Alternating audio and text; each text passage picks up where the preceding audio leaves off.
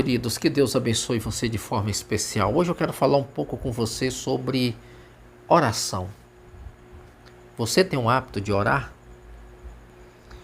Você entende o que é oração? Você sabe dos benefícios da oração? O que ela provoca? O que ela promove? Qual a realidade daqueles que de fato mergulham, tiram tempo para orar, para estreitar esse relacionamento com Deus? A oração ela é algo que precisa ser cultivada, é algo que precisa ser dia após dia sendo construído ao longo da tua caminhada como cristão. Todo cristão ele precisa ter o hábito de orar. Há quem diga que muita oração, muito poder. Pouca oração, pouco poder. Então, aquele que tem uma vida de oração, Deus move céus e terra. Deus abre as comportas dos céus sobre a vida daqueles que têm se esmerado na oração. É tão importante que o próprio Jesus, ele deixa alguns pontos importantes para que a gente possa se firmar, se basear naquilo que ele está falando, porque é uma construção. Olha o que diz João, capítulo de número 14, versículo de número 13 e 14. Ele diz assim: tudo que vocês pedires em meu nome, isso farei, a fim de que o Pai seja glorificado no Filho. Olha o que Jesus está dizendo. Tudo que vocês pedirem em meu nome, eu o farei, para que o Pai seja glorificado no Filho. Mas aqui é um ponto importante. Como é que eu vou pedir algo ao Senhor e Ele vai fazer? Mediante uma construção de um relacionamento. Vejamos, vou dar um exemplo aqui. Quando você tem um amigo de longa data, então você se conhece há um bom tempo. E durante aquele tempo foi se construindo uma amizade de confiança, a ponto de alguém chegar falando no nome daquela pessoa e você atende. Você automaticamente diz, ele é um homem correto, é um homem de Deus, é um homem de confiança, é um homem digno. Por quê? Porque ao longo do tempo, dos anos, foi tempo suficiente, porque o tempo que foi construído trouxe essa confiança. E é isso que Jesus está falando. Olha, na oração, vocês têm a oportunidade de estreitar esse relacionamento com Ele, mediante a confiança que foi construída. É por isso que Ele diz que tudo que vocês pedirem em meu nome, isso farei, a fim de que o Pai seja glorificado no Filho. Isso é, nesse relacionamento que foi construído, você conhece a vontade do Pai. Você sabe qual é o propósito.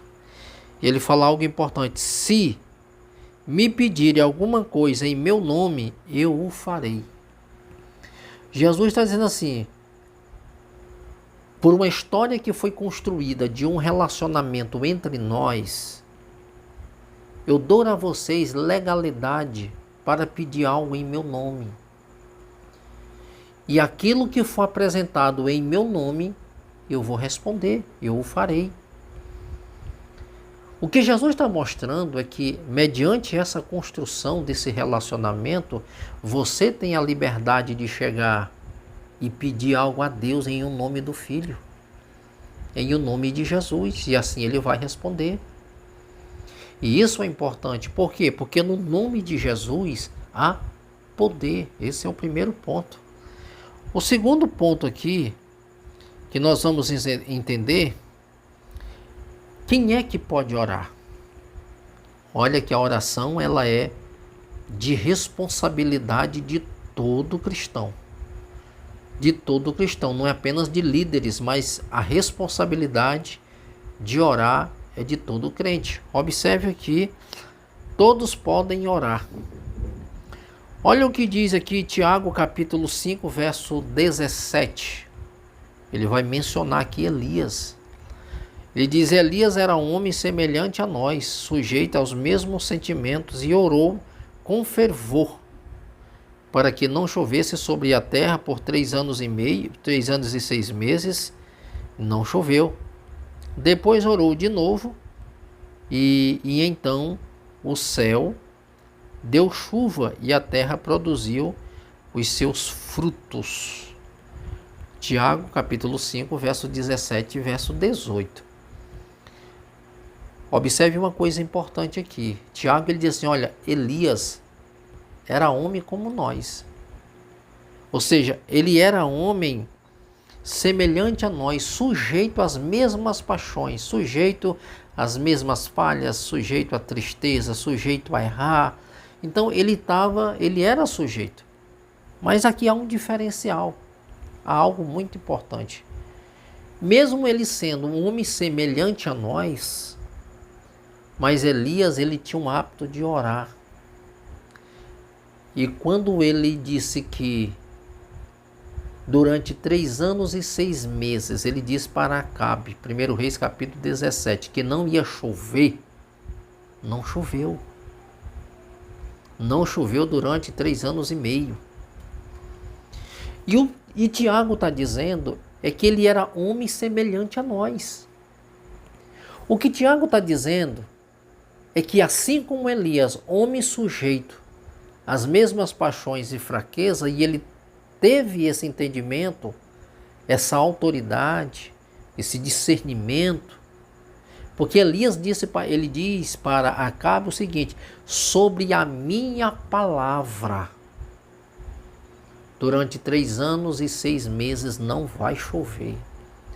Tiago está dizendo assim, vocês também têm a mesma capacidade de orar ao Senhor, crendo que naquilo que vocês estão apresentando, que vocês estão pedindo, o Senhor vai fazer também.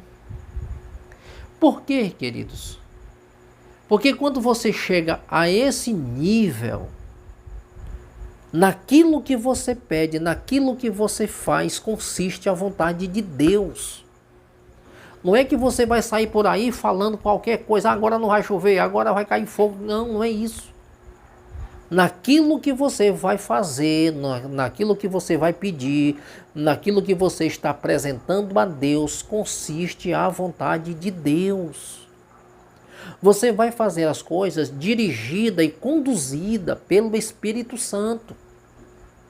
Você não vai fazer as coisas aleatoriamente, porque o próprio João ele diz que aquele que é nascido de Deus é guiado pelo Espírito. Então um crente que é guiado pelo Espírito de Deus, ele não vai sair falando qualquer coisa. Ele sabe o que vai falar, quando falar e o que falar. Então ele tem uma maturidade. E o que promove isso? É a oração. A oração promove essa segurança, essa confiança, essa maturidade, a nossa fé. Tiago, ou seja, Paulo escrevendo aos Filipenses, isso é importante. Escrevendo aos Filipenses no capítulo 4 e no versículo 6, ele vai falar sobre isso, sobre a oração. Ele diz, não andeis ansiosos por coisa alguma. Antes, as vossas petições, elas sejam conhecidas diante de Deus. O que Tiago está dizendo que a razão das pessoas andar ansiosas é porque elas não têm o hábito de orar. Porque a oração, ela promove segurança. A oração, ela não vai promover em nós desconfiança, desequilíbrio emocional, desequilíbrio espiritual. A oração vai promover em nós maturidade, confiança, segurança, certeza. E nós não vamos andar ansiosos porque nós vamos estar sendo conduzidos pelo Espírito de Deus. E quem é guiado pelo Espírito de Deus, ele não anda errado. Ele não se precipita. Ele é uma pessoa coerente. Ele é uma pessoa equilibrada. Por que nós estamos vendo hoje muitas pessoas até ansiosas com as coisas? É porque não tem aquele hábito de depositar em Deus, de lançar sobre Deus a sua ansiedade. Lance sobre Ele toda a vossa ansiedade.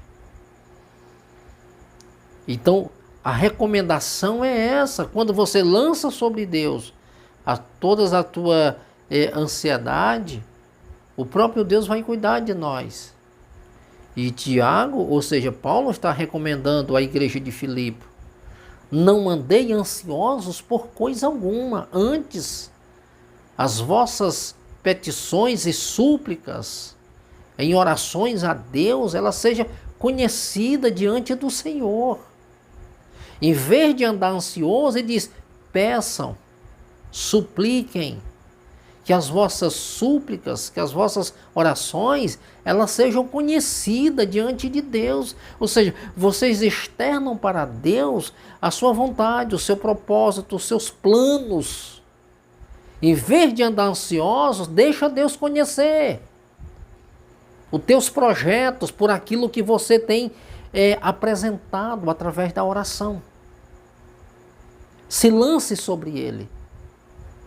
O que tem que chegar diante de Deus são as tuas orações, as tuas súplicas a Deus. Em vez de andar ansioso, ore. Apresente a Deus os seus projetos, apresente a Deus a sua vida, para que você tenha maturidade. Olha o que diz aqui. Você não precisa ser alguém muito espiritual para orar, receber a resposta. Elias era uma pessoa normal, como você, e ele orava com fé a Deus e Deus respondia. Olha só, viu? Você não precisa ser o bambambam da história, você só precisa ter um equilíbrio, você só precisa ter uma rotina de vida, você só precisa dobrar os seus joelhos e orar a Deus.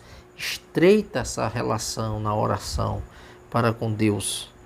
A oração traz cura. Olha só, a oração traz cura. Olha só o que diz Filipenses capítulo 4, que eu falei agora há pouco. Lance sobre ele, não andeis ansiosos por coisa alguma, antes as vossas petições sejam conhecidas diante de Deus. A ausência da oração traz ansiedade. E a oração, ela promove cura. Ou seja, se você é curado, você não vai andar ansioso. Se você anda ansioso, porque você não ora. Se você ora, você é curado. Tiago, capítulo 5, verso 16. É tão interessante esse versículo que diz: portanto, confessai as vossas culpas. Tem versão que diz assim, confessai os vossos pecados uns aos outros. E orai uns pelos outros, para que sejam curados. Para que sejam curados. Aí ele diz assim: muito pode, por sua eficácia, a súplica de um justo. Primeira parte da oração, primeira parte aqui é: confessai as vossas culpas uns aos outros e orai uns pelos outros. Primeiro eu preciso confessar a minha culpa. Sem confissão não há remissão. Sem confissão não pode haver um estreitar de uma relação nem de comunhão. O que confessa e deixa alcança a misericórdia. O que encobre pecado nunca prospera. É assim que a palavra de Deus diz. Então, se você quer crescer, confesse. Abra mão daquilo que está atrapalhando a tua caminhada. Joga fora esse lixo porque ele está te atrapalhando. Quando você lança fora aquilo que te atrapalha, confessai as vossas culpas uns aos outros. Depois que você confessa a sua culpa uns aos outros, Ali diz assim: orai uns pelos outros. Orem uns pelos outros, para que vocês sejam curados. Só vai haver cura quando houver perdão. Quando houver perdão, vai haver cura. Quando houver confissão para perdão, vai haver cura. E quando houver cura, vai haver avivamento, vai haver poder de Deus. Vai haver presença, porque a oração de um justo muito pode em seus efeitos. A oração de um justo tem muito valor. A oração de um justo, ela é ouvida diante de Deus. A oração de um justo, ela tem eficácia. É isso que ele está dizendo. Muito pode. A oração de um justo, muito pode em seus efeitos. E aqui, queridos, a oração liberta. Porque tem gente que tem medo de oração. Tem gente que foge da oração. Está oprimido, ainda está preso ainda. A oração liberta. Olha o que diz aqui a palavra de Deus. Marcos capítulo 9, verso 29. Jesus respondeu: esse tipo de espírito só pode ser expulso por meio de oração. Esse tipo de espírito só pode sair se for por meio de oração.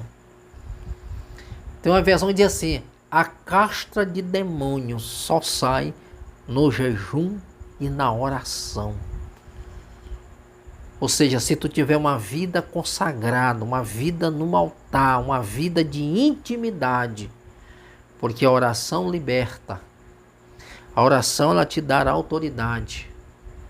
Na oração ela tem poder. Grandes homens de Deus, eu não vou falar aqui de tantos homens de Deus no longo da história que tinham vida de oração. Então você vai ver muitos homens de Deus que ele não orava uma hora.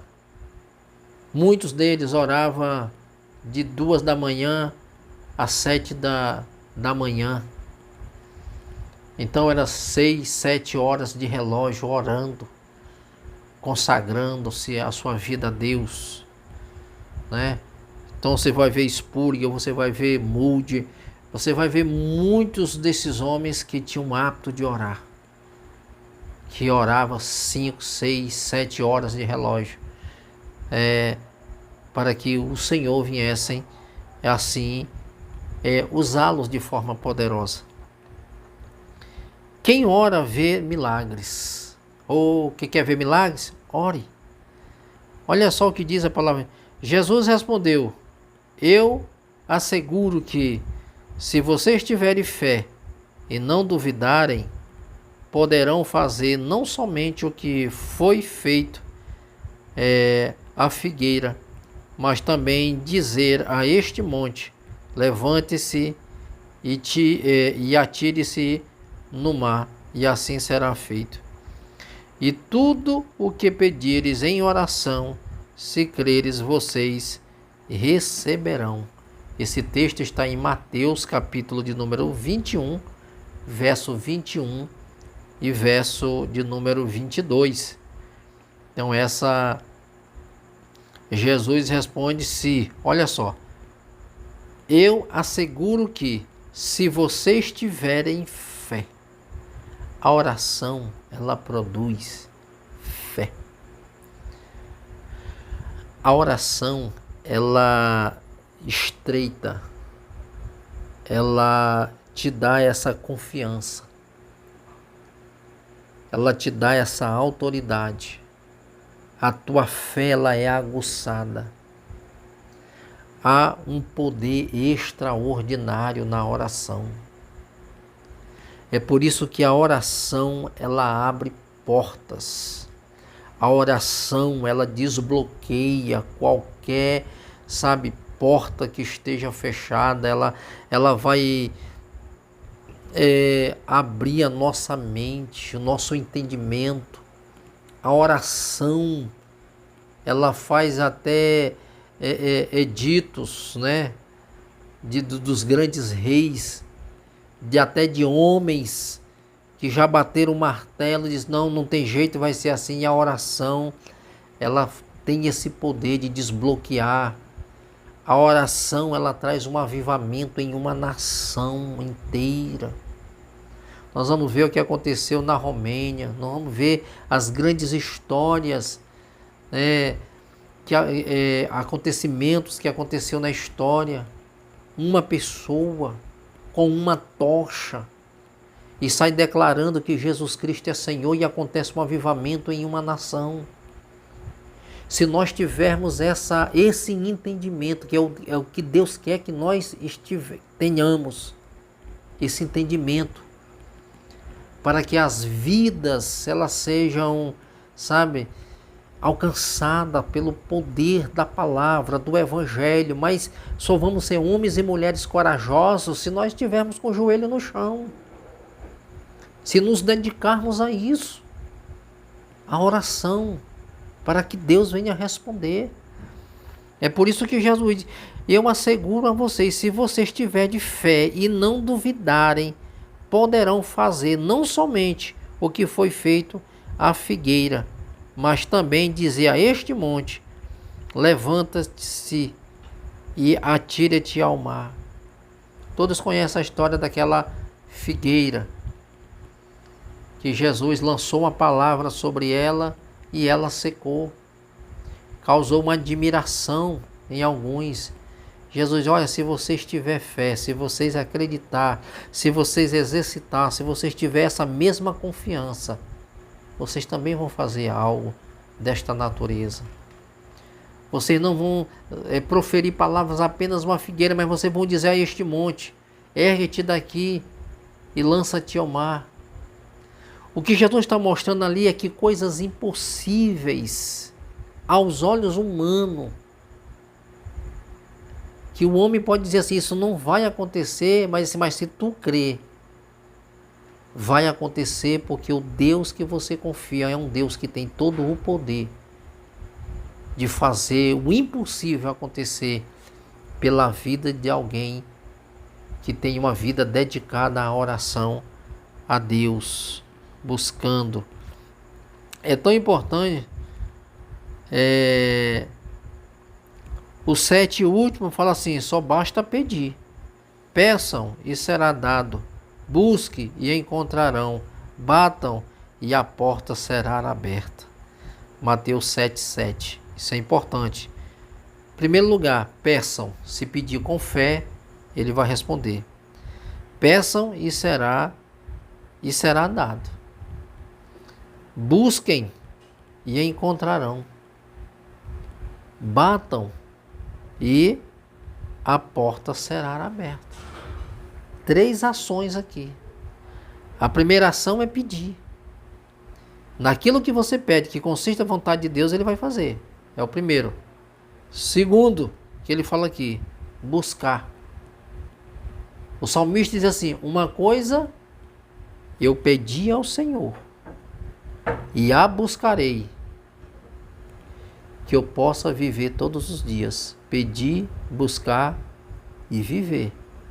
Aqui é pedir, busque e batam. Porque aquele que pede, recebe. E aquele que bate, a porta sempre se abre. E aquele que busca, encontra. E a porta sempre se abre para quem bate. Então, sempre Deus ele vai estar requerendo de nós uma ação. Se movam, se despertem, peçam, busquem, batam a porta. Porque se não se mover, não vai acontecer. Mas se reagir, as coisas vão acontecer. Nós estamos vivendo um tempo, parece que nós estamos inertes, conformado com as coisas. É desse jeito mesmo. Não, é um tempo que é assim. É esse mundo. Não, peraí. Nós temos a oportunidade de revolucionar a nossa geração com a pregação da palavra de Deus, na oração e pedir: Senhor, aviva a tua obra. Olha a oração de Abacuque. Aviva, Senhor, a tua obra e no meio dos anos torna-a conhecida.